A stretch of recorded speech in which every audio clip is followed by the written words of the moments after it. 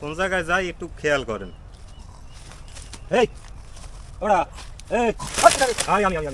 বাবা শান্তি ভাই আরে তোরে কইছি বেটা যে আমার স্টুডিওটা করে দিয়ে রাখি জানা পাতিয়া জাতীয় কুত্তে না পায়খানা করে তুই শিখতেই করি ঘুমা নাক দাও এটা দাও আচ্ছা সবাই কেমন আছেন একটু কমেন্টসে জানাইয়েন, হেলে একটু ভরসা পাই। কথা হইছে এই জঙ্গলের মধ্যে আইলাম কি এত জায়গা থাকতে, জঙ্গলের মধ্যে আবার একটা কারণ হয়েছে। আমি একটা দুঃখের কথা কই, অনেক নাকডা হোকা শব্দ তো ডিস্টার্ব হয় না? নাগদাই হ্যাঁ ও আচ্ছা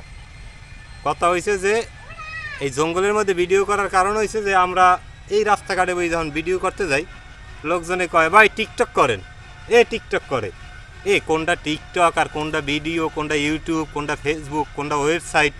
এই বোঝে না পাবলিকে, দেখলে কয় টিকটক করে। কি কথা কও না কা হয় হয় হয় কি কি কইছি কদাই তুই মগবাড়ি যাইবেন হইয়া তোকে বাড়ি যামু ঘুমা হয় না বটি আমি কথা কই যে টিকটক করে এখন এই তো রাস্তায় বই আর ভিডিও করবো না, এত কষ্ট করিয়া হাডি চলি রাইতে ঘুমাই না গল্প খুঁজতে বাইর করি জীবনের গল্প, এরপর এই গল্পরে কীভাবে উপস্থাপন করা যায় এই স্ক্রিপ্ট লেখকে চিত্রণ করি, ভয়েস দিই, এডিট করি, এরপর সামাজিক যোগাযোগ মাধ্যম ফেসবুকে আপলোড দেই, ইউটিউবে আপলোড দেই, আমাদের নিজস্ব ভিডিও শেয়ারিং প্ল্যাটফর্ম আছে রূপসী টিভি, সেই রূপসী টিভিতে আপলোড দেই, আর দেখলে কয় টিকটক করে।